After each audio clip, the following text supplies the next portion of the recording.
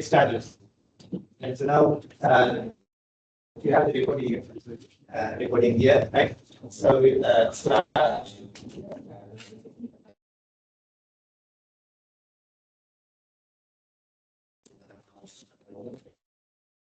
Okay. Right. So.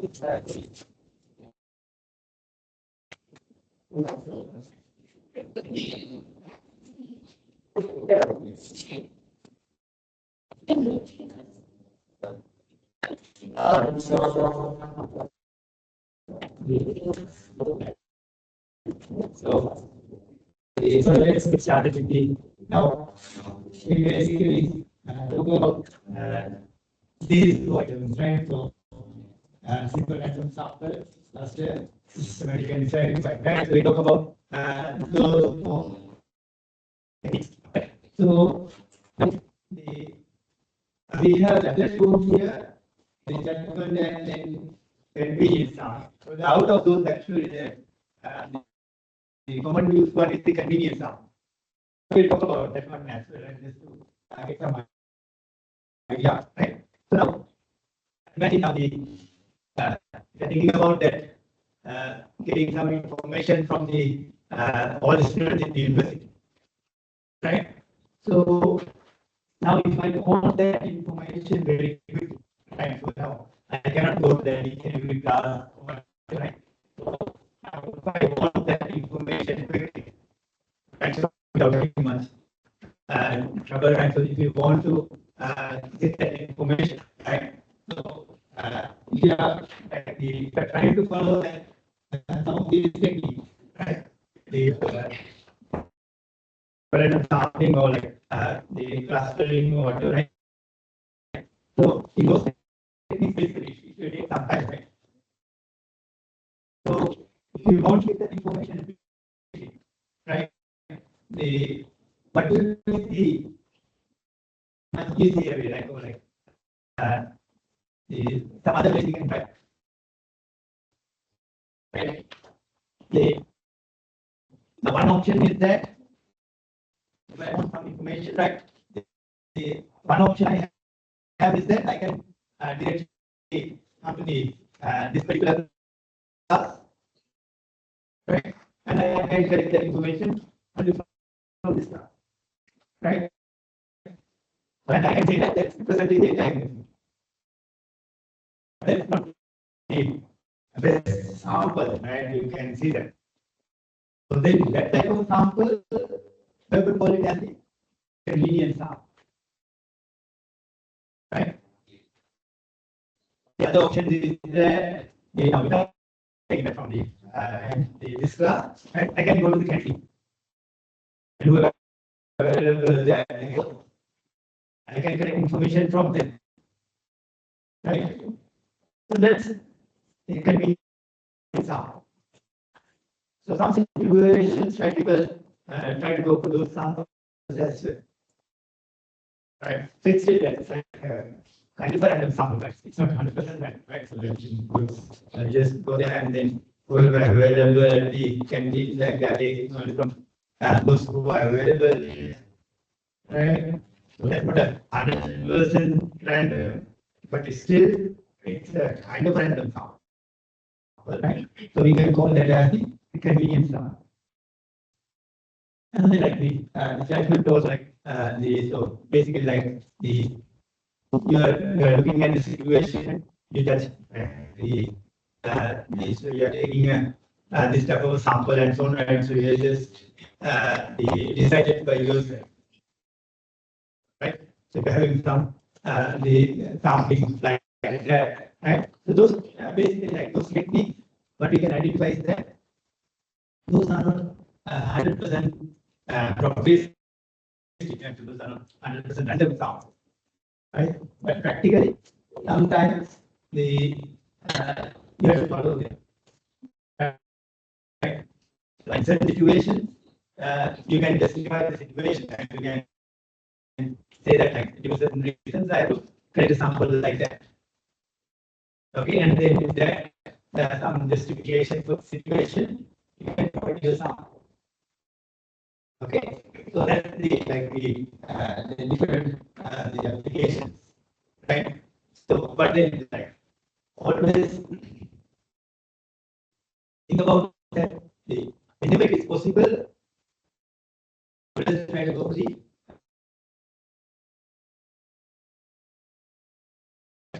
without the worrying about like without going to the other techniques, right? The always try to go for some of the proper sampling techniques.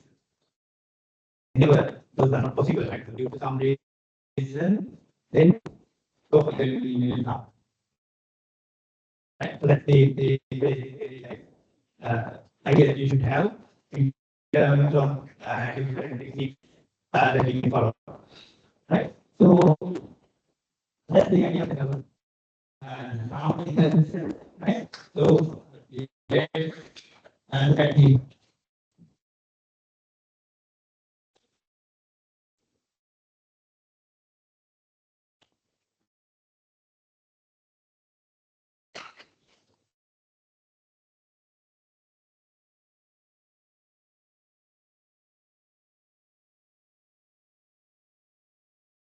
right. So then of course now the imagine now you have a random sum, right? So somehow whatever the technique that you follow, right? So once you collect this sample, then our target is to use that sample and do some estimation or prediction, right? So we try to use that our estimations or predictions about the population, right? So our target is to provide that information about the population. Okay, so in that case, the how do we provide the estimations, right? So in terms of the estimation, right? The now we are going to look at the two cases here, right? First, we look at that our estimation process as the we are going to look at them as the point estimation. So that providing as a single number, right? That's called the point estimation. Actually, look at that situation there, right? Providing the point estimations, right? And then later on, we're going to look at the estimation concept as the confidence intervals. Right? So providing the interval estimations, and that's called the confidence intervals. Right? So you look at the two cases of the two types of the estimation techniques we can follow. Right? So, so that's the idea of that. The basically providing some information about the population figure, right? That's our estimation formula, right? Then whatever the formula that we are going to use, right? So we provide that estimation using a formula. Right? The formula we are going to use, we can model that as the estimator. Right? Estimators are the formula that we are going to use. Right? And so let's see that some of the estimators, right? So you can identify the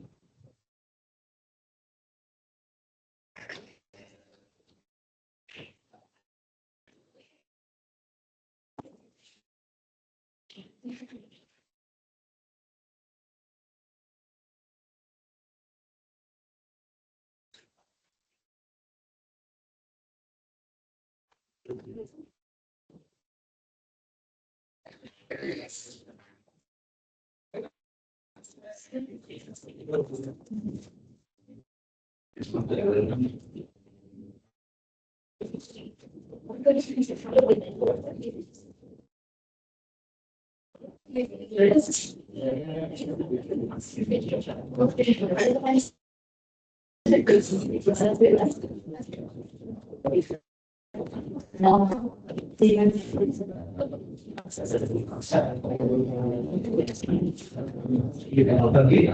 So the idea of the estimators, right?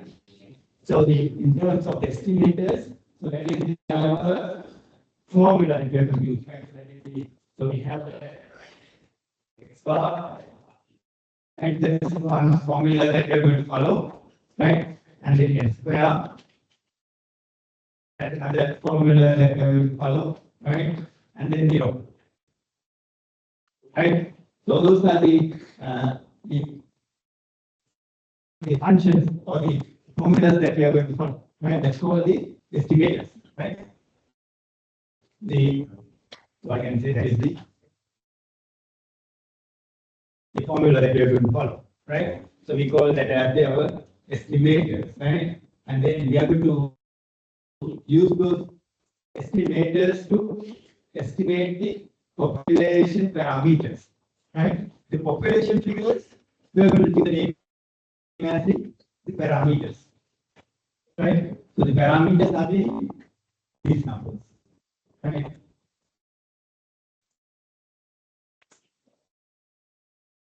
Right? So in our we're looking at our previous section, right? We're looking at the property distributions. So there we identify the mean, variance, and the standard deviations of the populations, right? So of some distributions. So those mean variances identified there. So that's going to be you. It must be those numbers there. Right? That's about the population. And those are the numbers that we identified there. So that's about the population. Right?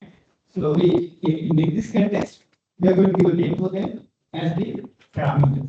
And the reason that why we call them as the parameters, right? So usually, so now those are also kind of like a variable, right? But in this case, we identify them as the fixed numbers, unknown numbers, right? So those are the fixed unknown, right? That means like if they have some number we don't know, so they right? So we use it as the parameters. Those are not the important, yeah, unknown numbers, right? So we have to use the wording as the parameter. So I will say that the sample figure, sample estimator, we will use to estimate the population parameter. And that's the wording that you will notice. And so always we are going to use a sample figure, right? The sample, the estimator, and estimate the population parameter. Right? So that's how we can identify the two cases, right? So now we are going to learn about these three cases, right? So we can use the sample E, right? The sample average and estimate the population average or the population mean, like that. So this we can do, and then we can use the sample range. That is the sample base, right? And then estimate the population variance from sample base. That's the estimation you can have. And then sample proportion. Right? We can use the sample proportion and estimate the population proportion. So that proportion comes in when it is the binomial distribution. And that's the property there in the binomial distribution. That's the property. we're talking about here, right? So we can estimate that one using the sample proportion. And we take a sample and identify how many successes are there and how many failures are there, right? So then we can take the ratio, and that's the sample proportion. And we can use that number as the estimate for the population. Okay, so that's the three types of estimators, and this the parameters we can use for them. Right, so that's basically now we can identify them as the point estimations. So they're giving as a single number, right? So we can give the name of it as the point estimation.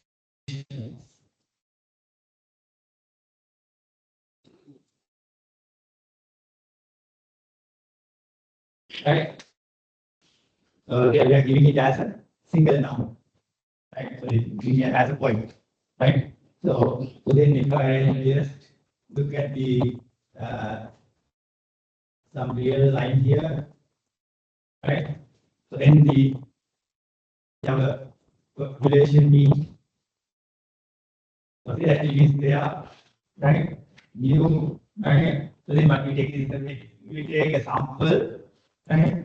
And then sample average is somewhat closer to this one, right? So that can be somewhere here, can be somewhere here, and so on, right? Can be in different places that sample mean can be, right? So what we know is that it is close to this number, right? Sample mean is close to that number, right? The new is unknown, right? We don't know what is that exactly, right? So what we say is that it is closer to that number, right? So we become that, right? So we can say that and so on, how to identify those, and we will come to that, right? So right now we can identify that. Estimating the around that it is closer to this number. Right, so that's how we can obtain the estimation, right? So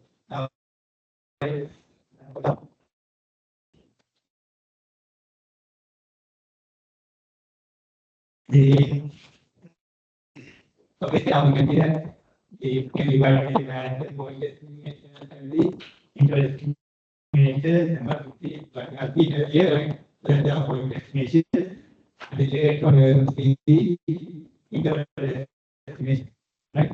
So we will go ahead and do it. And we're going to go that as the confidence interval. Okay. So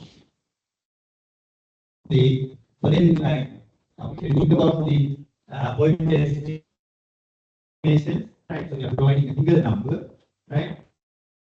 And then in terms of the point estimation, how do we identify whether it is a good estimation or not?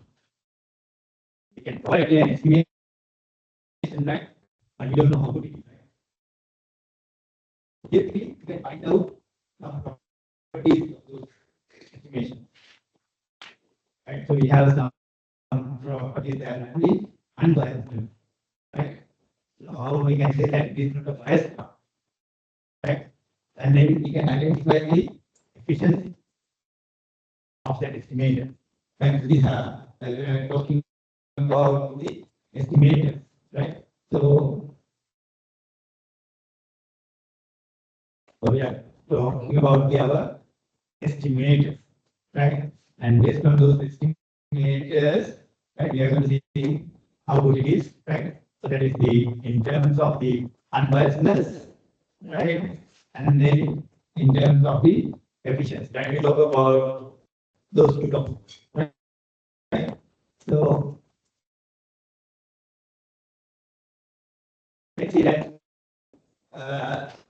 how do we identify the unbiased, right? So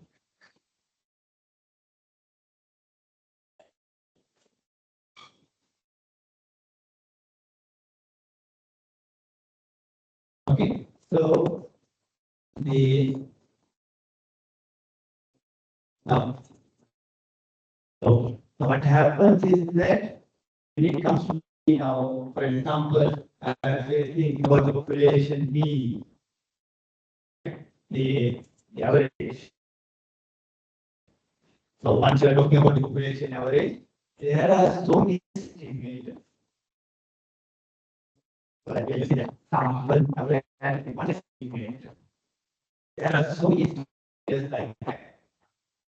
Like for example, I can tell you that some people use the as an estimation. That's another estimate. There are like different measurements we can define in that. Right? So now once you look at different estimators, so we should have some technique to say how would we. So we are going to define some as the unbiased. That basically indicates that the now in general we can say that if you are measuring that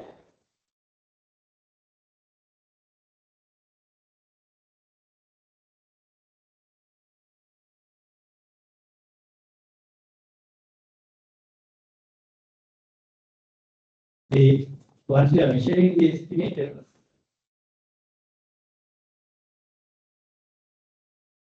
right? So that is the population number and population parameter. And then what I can do is that I can take several samples. What we just discussed is that how to get one sample, right?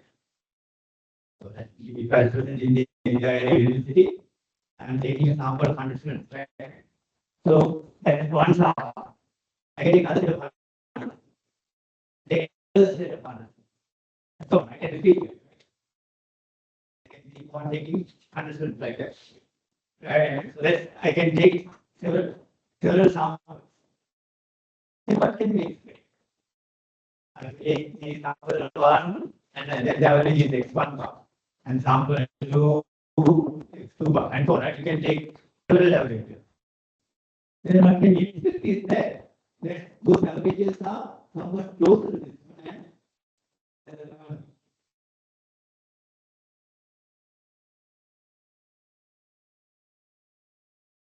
it is going like that. If those averages are around,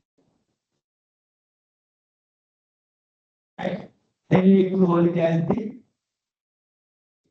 it is unbiased. But sometimes whatever is that these averages are the relationship family is there, but the average what we are getting is somewhere here. It might be somewhere there. Then what can we say? So they have somewhere. They are not actually closer to this one. These numbers are always very here. They are not here. What we can say that representing some number here. But actual number that we want to read, right? So what we can identify is that we can take information. The equation we may not that much familiar, but that indicates is that we take several samples like this, right? Then we can take the average of those samples. So now if I take several samples, usually samples like that, right? 100 times. For example, of 100 seconds of experiment. If I take the several samples like that and take the averages, so that is x1 bar, x2 bar, and so on, right? And if I have it 20, I have 20 of them like that, right? The 20 averages. Then I can take the average of all these. So I can define it as the double, right? Average of those several sample averages. What can we say is that this number is much closer to this one here. And then the DCA is that if I take infinitely samples like that. So I just take 20 here, right? But if I take infinitely samples like that, right? So again, it's not possible, right? And if you imagine if you do that, then what happens is that in those infinitely samples, the average is exactly going to be this now. So theoretically, they are showing you. So that how we will show that is this calculation there. So this is a calculation. So we are calculating the expected value of the sample averages. Right? So that's a theoretical calculation. And theoretically, once you calculate the expectation, the expected value of that, this data head, right? So that the data head is our some notation that you're using for the estimate. The data head can be mu hat mu, the x bar, right? Data head can be x bar or x square, right? Or we have different estimators we had earlier, right? So that data head can be representing those estimators. Different estimators, right? So what are the estimators? And if you measure them, then if that is equal to the parameter value, the data, so that means like for an example, if I take the x bar, that is equal to the mu. Right? The expectation of x bar, that's equal to mu. And then similarly, the expectation of s square, that's equal to the sigma square. And so on. So that's what is indicating, right? The expectation of rho, that's equal to the R. Right?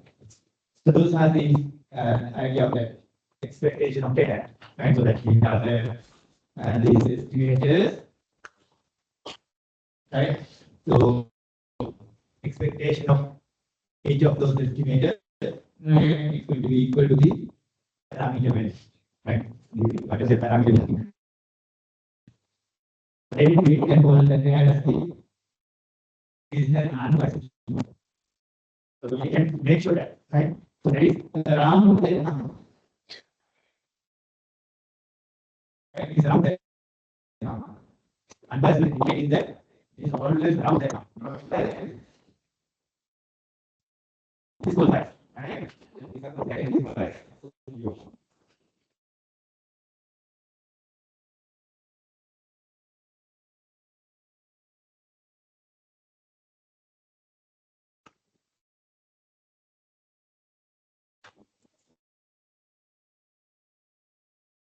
And so that is the bias situation. Okay, so usually we like to have the unbiased estimators. So the three estimators that we discuss here are unbiased. And we know that. And so theoretically, we have shown, right? So we can identify that they are unbiased, right? But there are some estimators which are biased as well.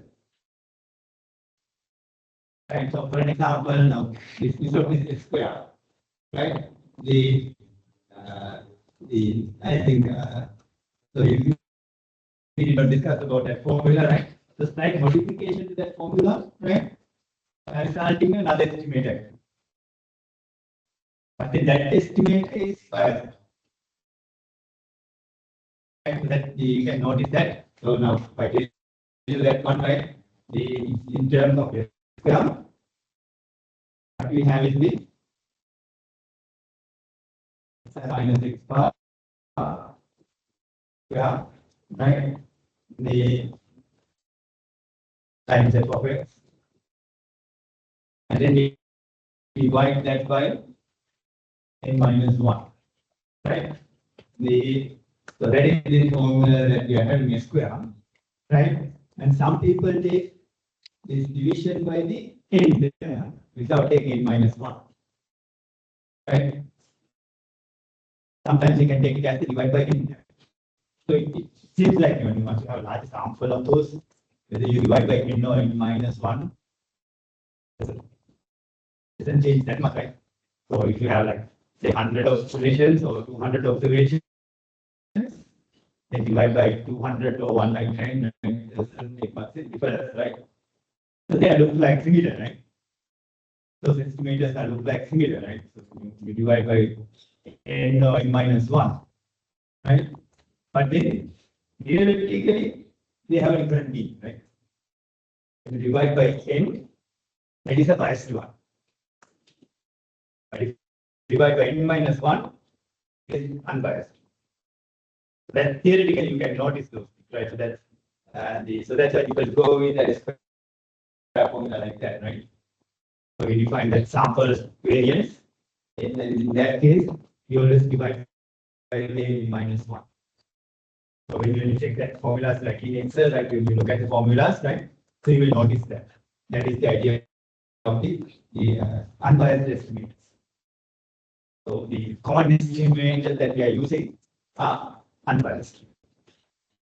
Okay, so that's the unbiased property. So basically now, what you can easily think about unbiased is that you keep on getting the samples like that, and then take the overall average of those samples, and that is much closer to this number.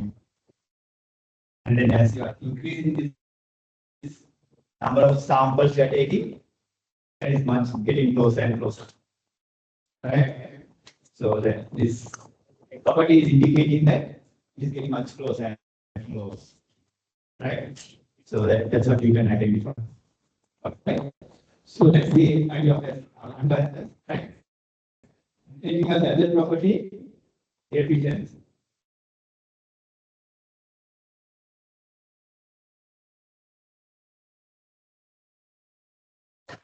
Okay. So what is this idea of efficiency? Now the unbiased is telling us that how close. Right? And then when you are talking about how close they are, the next thing that we like to see is that what type of variability that estimator have. Right? So once you have an estimator, it has some variability. Right? Because that's why now once you're taking the several samples, sample 1, sample 2, and so on, right? Each one will have different value, right? So once you're taking the x1 bar,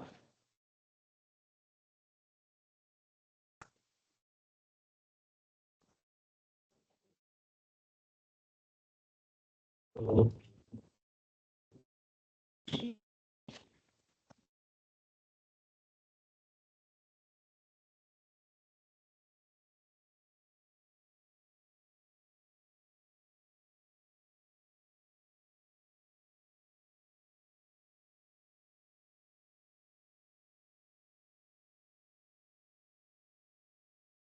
so we can have this one bar, 2 bar, and so on, right?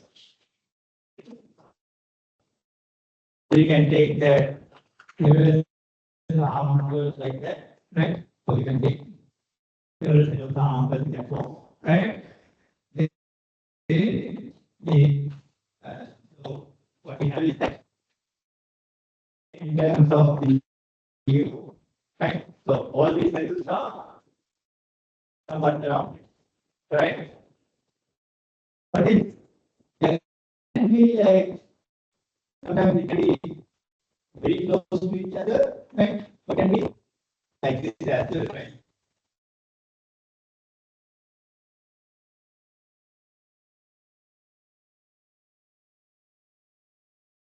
They are close to each other, but having larger variability as well, right? They have a larger variability compared to this one here, right? So different estimators will have different variabilities like that. Therefore, we like to measure that variability.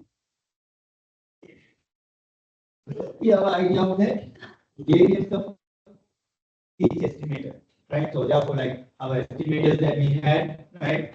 So we have the X bar. So we like to look at the variance of X bar, right? And then we like to look at the variance of S square and variance of the row. We like to look at those numbers.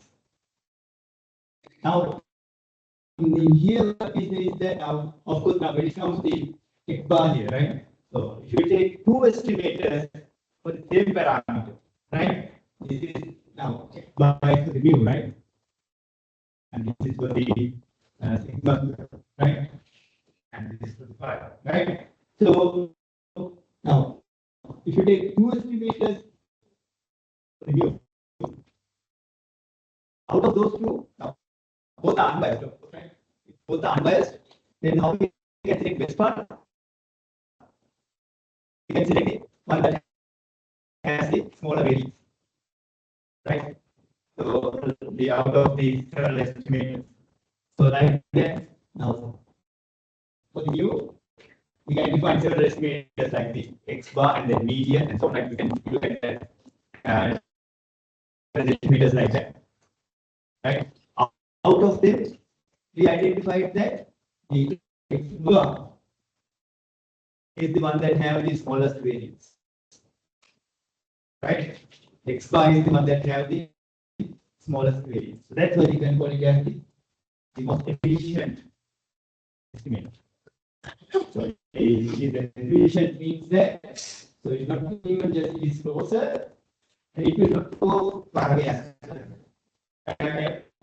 So some extreme sample might produce some large number, right? Some deviation, but still an extreme one will not give us much larger deviation. But in this case, extreme one can give us very large deviation.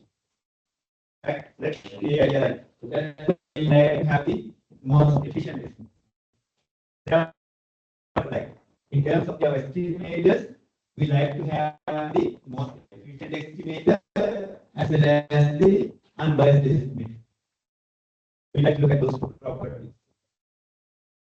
So even in the X bar, we have different sets of needs. Yeah. And there are different X bars. Even within that, we have to perform the variance to see which X bar has the process. No, that the variance means the deviation, right? So now we have the different X bars, right? The variance means that the variation of these numbers. Right. So that is the now we can take this as one value and this as another value and we will take variance of this section. That is the variance we are having there. Right. So the variance is defining there is the take this as one number, this as another number and so on, right? And then take the variance of this set. Right. So then you can perform that same thing using the right? Using the for an example, right? You can take the median one, median one, right? And then take the variance of it. And then you can compare two numbers, and this one and this one. It is kind of like that. Right? So theoretically, we have shown right, that all these estimators that we have here, we are using them because of that. And that's the reason, right? So they are unbiased as well as the efficient. Okay, so that's that property is there. And then like the other option is that the other variation we can notice that is the now regarding the square. Now I mentioned that for the square we can divide by n there, right? We have the -1 and n two cases, right? So when you divide by n, that has the bias, right? That has some bias. But the variance of that one is smaller than the variance of this one. Right? So that's another situation of, but it is biased one, right? It is a biased one, and then having a smaller variance. So if you are using that one, then you have to do some correction for the bias. So then it's having more work, right? Defining that estimator, right? And then you're doing some correction for the bias as well. And then you are taking the variance. So it depends on the situation, right? So some people like to use that estimator, and some people like to use this estimator.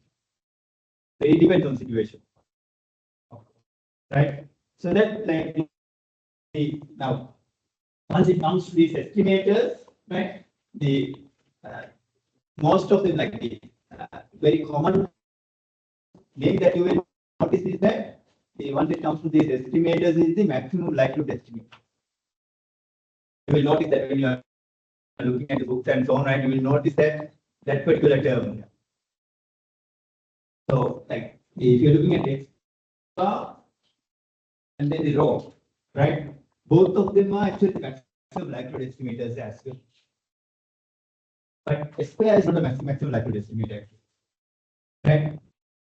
The one to divide by n there, that is the maximum likelihood estimate. So that they are like the differences. So theoretically, people have shown that actually the maximum likelihood estimators have the smaller variance. Theoretically, people have shown that the maximum likelihood estimators are the ones that have smaller variance compared to other estimators. Right? So that those are like some properties you can identify. So you can see that like, now for the variance, of course, we are using that unbiased one. And if you are using the unbiased one, then you have sacrificed the variance. The efficiency, right? You have sacrificed the efficiency, right? The maximum likelihood estimate have a smaller variance than that one. Right? But in terms of X1 and in row, those are also maximum likelihood estimators. So that means they are very smaller variance. We have like some properties you can notice like that, right? So basically now, I guess that whenever you have a point estimator, right, we have to give some reason for that, why we select that point estimator, right? So that's the reason. The unbiased and then the most efficient. Okay. So then people identify that now when it comes to the different parameters, of course, right? So now these are the very common parameters that we are seeing, right? Mean, variance, proportion. But practically, you can see that there are so many other parameters you can identify. Whenever you're talking about the population, right? Different figures you can identify about the population. And in that case, you will develop that maximum likelihood procedure. That's it. That procedure is there. Then once you follow that procedure and obtain an estimator, then you know that it has that property. Right? The smaller variance. People like to go with that. Right? So maximum likelihood estimators may not be unbiased, right? But they have the smaller variance. So that practically, whenever you are trying to go for a different estimators, people like to use that technique as well. Okay, so they're just to get the idea, right? So just for your knowledge on those kinds of this, I'm telling you this, right? So that gives you the idea. So now, in terms of the point estimators, so we can go with these point estimators because they have the unbiasedness and the smallest variance as well. Okay, so we can identify that, and then you can see the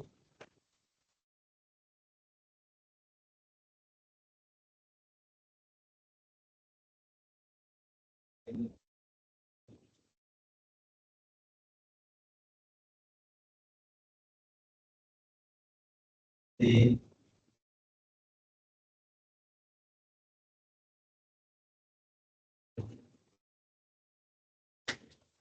then the okay, so the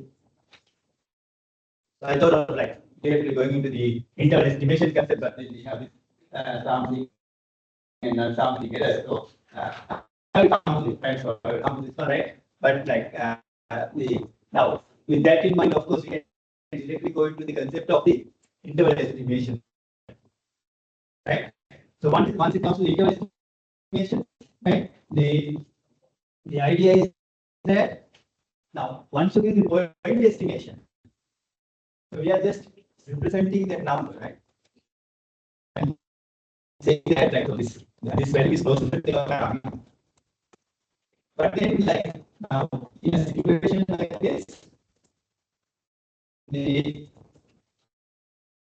now your parameter value is somewhere here, and then they are closer to it like that,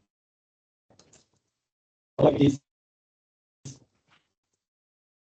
very much wider variation like that, right? So now once you give the point estimation, that doesn't tell us much about the variability, right? That doesn't tell you much about the variability. So that's why people like to go for another type of estimation, other than the point estimation. So they also representing that variability as well. So then the other technique we can say is that, so instead of thinking about that single number, we can say an interval. So for this situation, what can we say? I can say that I can represent this new using an interval like this. Right? It has a smaller meaning. Right? And for this one, I can say I have an interval like that. So there you can see width of the interval is much wider. Right? So this one has a smaller meaning. Once you provide interval estimation, it has that advantage. Okay? So interval estimation will tell us right? So with that, we can see the what type of a spread we have with our estimation. Okay. Sorry.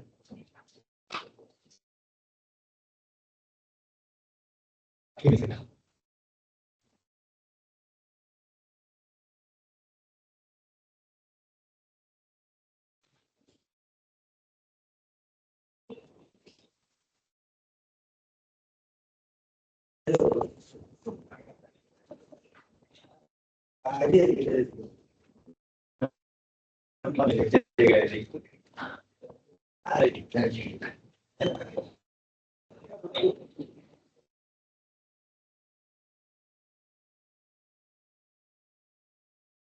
Yeah. So, so it was. So now the idea that the now once you are providing the interval estimation, we have the advantage of saying how wide it is. And so if I have an interval estimation that has a smaller width, then that's a good estimator, right? Because that's telling us more information about the situation. But if I have the interval estimation that has a wider width, then you can say that's not in much use, right? Because so it is not giving us much information. Now, for an example, right? Now, if I talking about the rainfall, for an example, right? So now I'm going to say that tomorrow we are going to have a rain, something say from the 70 millimeters to 90 millimeters. So I'm expecting the rain around 70 millimeters to 90 millimeters. So what does that tell you? So that's a much precise way. So we can expect around that those two numbers. That's a good estimation, right? Around 70 and 90. But if I say that it is something between 0 and 100, so you can say that, right? No use of that, right? So even not 0, but I can say 10 and 100, right? No use of that, right? Between 10 and 100. So that anybody can get that, right? So our target is that once you are doing the data analysis, right? So So what we are trying to get as an estimate is that something like that 70 and 90. Or something little bit wider, right? So that's something like say 60 and 100. So something like that, right? So then that has a much more value, right? So then whoever use that, right? So then they can do their planning, right? So they know that like they're really expecting some rate. And if they're saying it is 0 and 10, they know that no much rate they're expecting, right? So they can do the planning based on that. So that's why we like to do those interval estimations. Because we know that like I cannot say that it is exactly say I can get 90 millimeter of rain. And so that if I say something like that, no use of that as well, right? And we know that it is not going to be exactly 90, but we don't know how much variation that has. But with that 90, if variation is from 0 to 170, there's no point of having that interval, right? That particular estimation, right? But if I say 70, the resolution is from 50 to 100, then that is the meaning, right? So that type of variation we can expect, right? So like that, right? So now, on the other hand, if I talk about the say that I saw this student satisfaction, right? So for example, now to take this student satisfaction, of course, right? Now, if I'm saying that like students are satisfied between say 25%, 20%, so it's like all of your covered, basically no one use, right?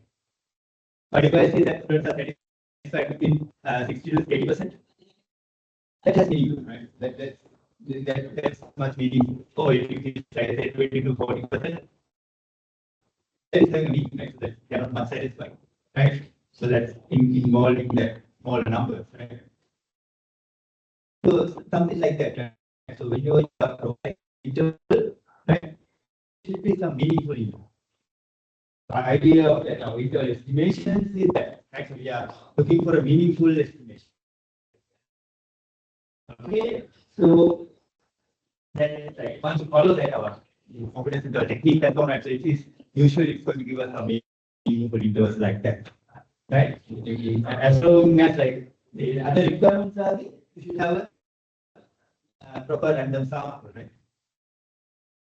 As long as you have a proper random sample and then enough sample value, right? The sample size. Whenever you have a smaller sample, of course that interval will get quite.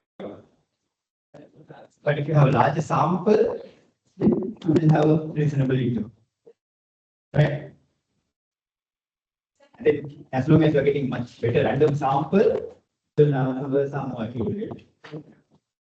So that's why it is important that sampling, right? So to get better values to these numbers. And if you have bad sample, then of course, so those numbers are going to be much less meaningful. Right? So that's why whenever you are doing your own surveys or like your own letters and so on, right? In those cases, make sure that you have a better sample, right? So they make sure that it is random. Right? The randomness is important in your sample. Okay, right. So that's the idea of that our the estimations, right? So and then of course the end goal now is the sampling and the non-sampling error, right? So the once we're looking at the interval estimations, right? This without interval. The without interval is depending on the some error, right? That the width of the interval is going to depend on the error, right? So that's what we call it as the sampling, right? So that width is basically the width, we are going to calculate that width based on the error, right? So we are looking at that. Whether our error is too large, so then we have a reasonable error. Yeah, like error is not going to be zero, right? The error is not going to be zero, so there will be reasonable error. So we are checking that how large it is, right? So if you have large error, that's indicating that your interval is not much useful. Okay, so that's the idea of the sampling. The non-sampling error, right? So that there can be other types of errors as well, right? So where you can see that the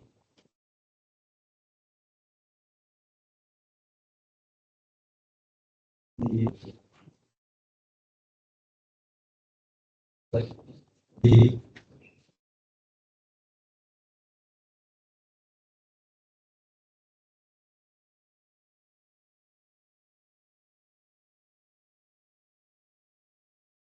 so here what it's saying is that now you're doing the complete and survey, right? That means the census, right? If you're doing a census, there's no sampling. You are taking information from the entire population, right? So there is no sampling error there, right? Due to the creating the sample, we have an error there, and that's why we call it as sampling error. As we're taking a sample, right? If you take the information from the entire population, then we don't have any error, and it's all the information is there, right? So nothing is missing, right? So that's the idea of the right? So as we know that we are always taking a sample, then there will be a sampling error. So to control that sampling error, that's what we need is a random sample. Right? As long as you have a random sample, the sampling error is going to be better. Right? So it's a reasonable value. Okay. And then of course non-sampling errors are there, right? The other data collection errors and so on, and so some other types of errors, we can call them as non-sampling errors. Okay. So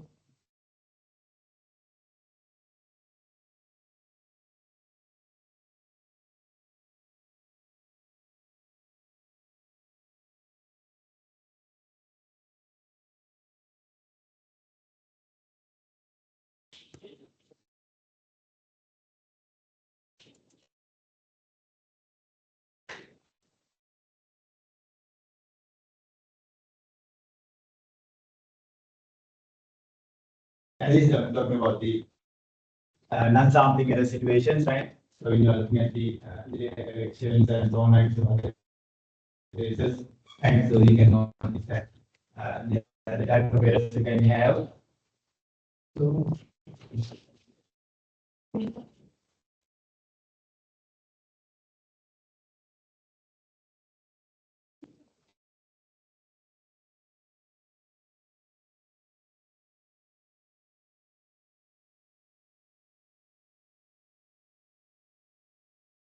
so the estimation means that so we take the point estimation and then we go to take it to the left and right. And it's always symmetric, right? So your estimation is a point estimation and same distance to the left and right. And so we have the your estimation defined like that. The and then like for these estimations, we are using the word confidence. Right? So that's like theoretically that some people have talked about that. So they sometimes they like to call that as the probability. Right? But some people refuse to use the word probability there. So therefore they call them as the confidence intervals. Right? So that's like this is involving probabilities, right? But then some people refuse to use the word probabilities there, right? So that's why they are wording confidence intervals. Right? Basically telling us that how confidence we are. And then the confidence we are going to give in terms of a percentage as well. Right? So these intervals now we are going to say that whether we are 95% confidence or whether we are 90% confidence or 99% confidence, that's how confident we are. And basically like now we are not going to say 100%. Right? So 100% means that the negative infinity of the positive infinity. Always going to be there. Right? So, whatever interval that you are going to provide is something between two numbers. So that something like some percentage, 95%, 90%, something like that, right? Some percentage is there, right? So we are saying that how confident we are, right? So that's the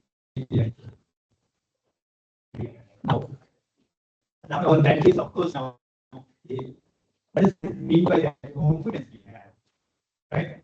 So that our confidence level is telling us how good we can say that our confidence parameter is inside or not. For example, now if I say 95%, right? So what it says is that in that particular procedure, if I create those intervals 100 times, that means it's taking 100 different samples, right? Like taking 100 different samples. Right? If I create 100 times, then 5 of them will not get in true value. That's the right? But all the other 95 of them can contain. Right? So that is the confidence we have. And if you say 99%, that means only 1 out of 100 that will not contain that. But if you say 90% or 80%, that's right. There are some of them are not contained. Right? So that's the idea of that the confidence percentage. But then what happens is that as you're increasing the confidence percentage, what happens is that interval is also getting wide. So you have to be in the middle, right? Something in the middle. So that you can say that 99.999% or something like that. But then you are getting much wider. Then no use of that, right? We like to have reasonable, right? So when we have reasonable, not and just say our confidence is also something like 95%, 90%, something like that. Usually we like to go with 95%. That's like the some middle number that we like to do, like 95%. So therefore, like you will see that like many examples, and yeah, usually can be constructed in the 95% confidence.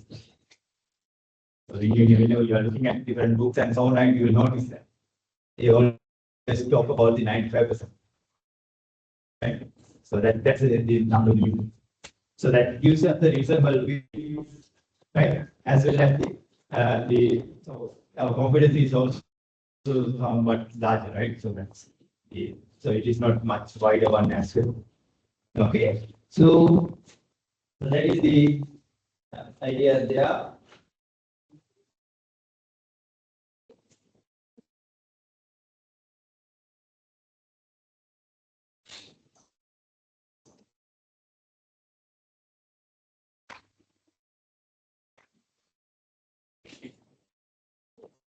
So let's look at the formula and then in our calculation. So you don't have to memorize this, right?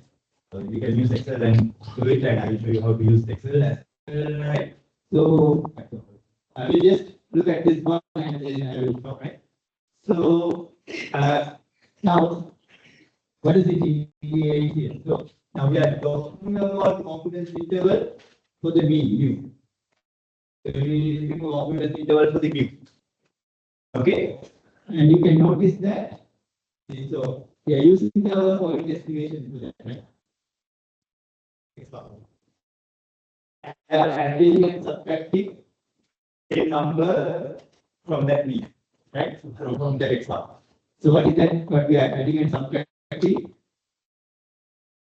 This number times something here. And this one, that is our sampling error. Right? So this is the value that is representing the sampling error. Right? And this is the number that is representing the confidence level. Right? So let's like this is like the combination of the confidence level and the sampling error.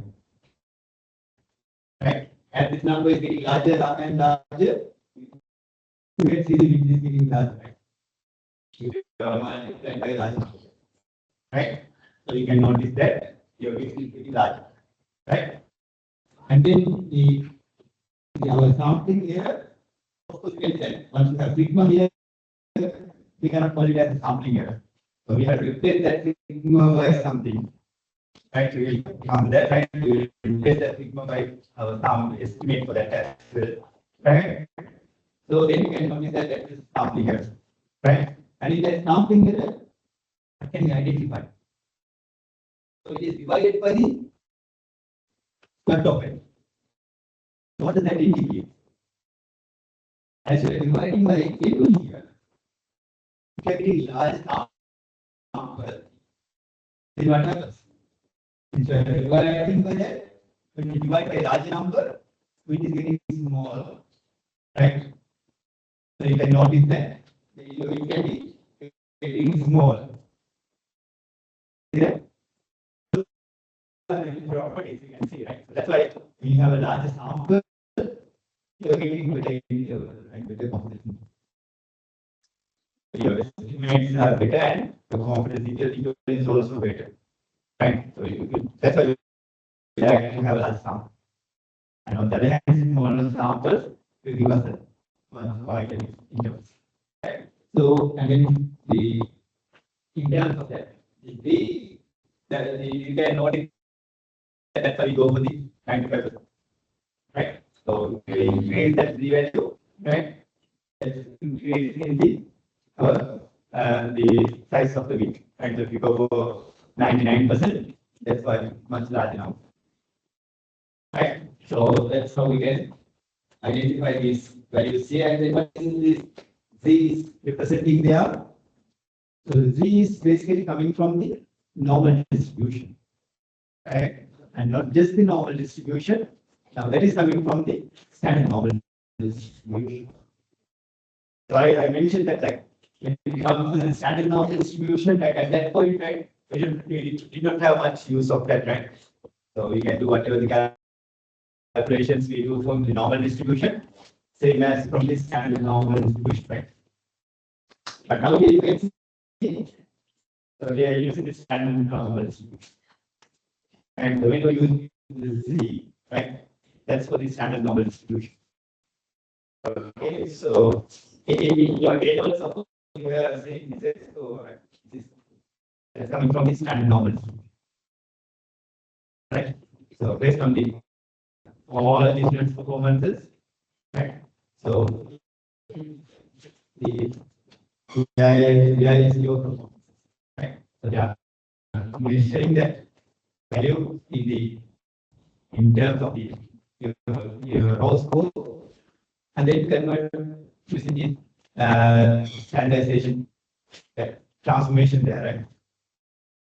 Using the transformation, they calculate it and then they provide the it's just they can provide the actual number, also they can provide the Z value. So they decided to provide the Z value without providing the actual number. That's like another use of the Z value, right? So you can see that this is basically coming from the standard normal distribution. And I will come to that. Why we are using this standard normal distribution?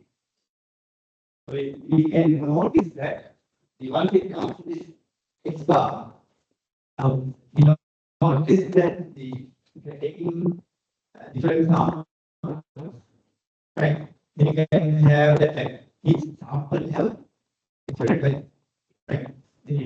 As an X bar, right? If you're getting different numbers, right? You do it 20 times, then you have to get a different number. Right? So that means what? So that number itself we can identify as a random variable. Okay. So now you can think of it in a different way, and they can identify that number itself is also random variable, and then you can identify the distribution of that random variable. You know that it's a random variable, then you know that it has a distribution. And it turns out that distribution is the normal distribution. And then you can apply the standardization and make it standard norm. So that's how you get that standard normal here. Right? So once you convert that to the standard normal distribution.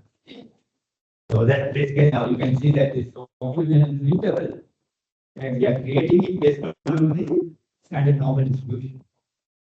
And then you will notice that this confidence intervals we can create using some other distributions as well.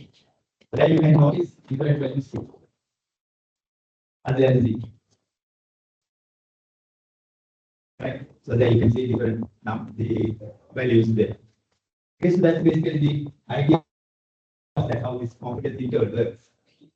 Right? And you see the calculation actually. In terms of calculation, it's not difficult, it's very easy. Right? You can easily do the calculations, right? So let me quickly show you some of the calculations right now. I'll show you out here, right? So the I think I had uploaded different Excel files, right?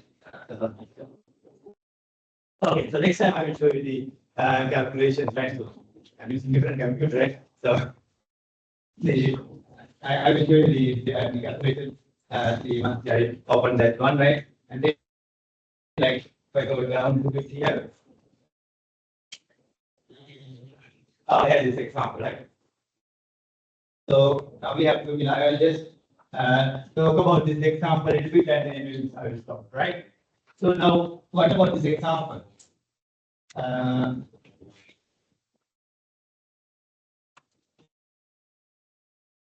Okay, so what is they talking about? So they are talking about this the total foot capacity, right?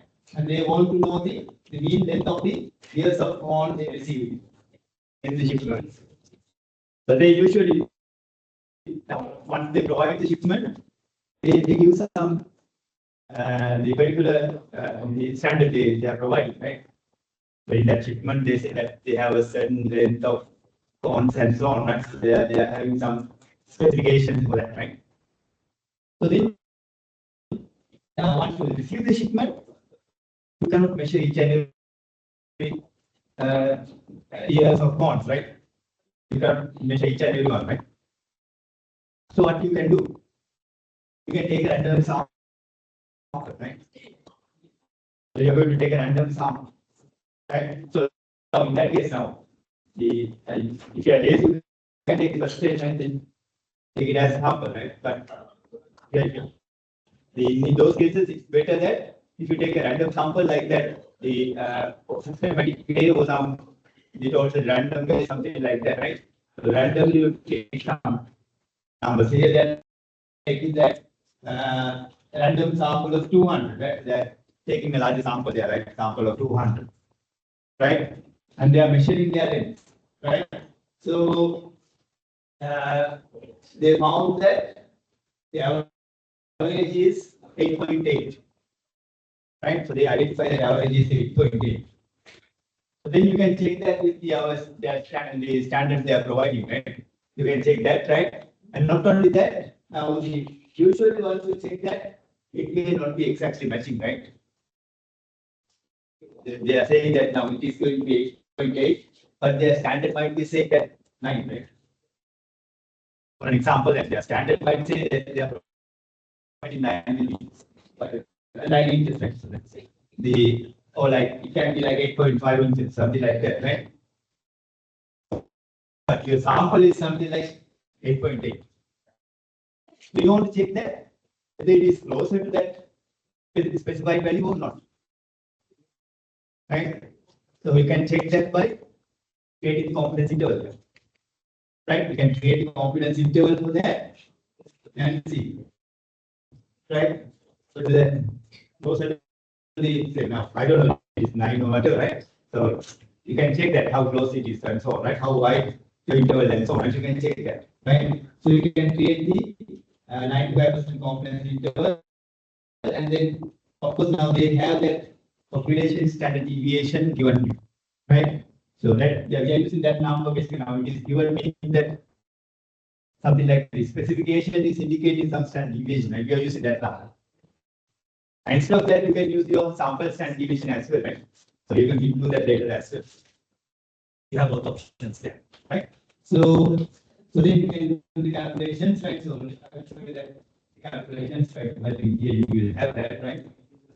but we'll do that using in Excel, right? So we will do this calculation, right? In Excel, I will do this calculation, right? And just to see that, like how wide it is. Now you can see that. And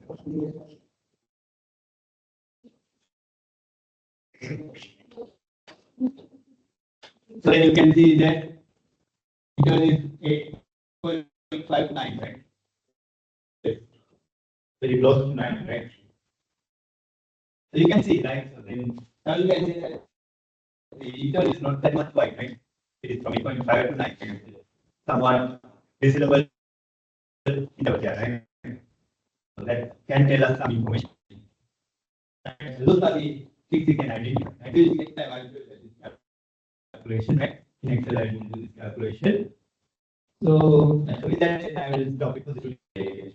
Together.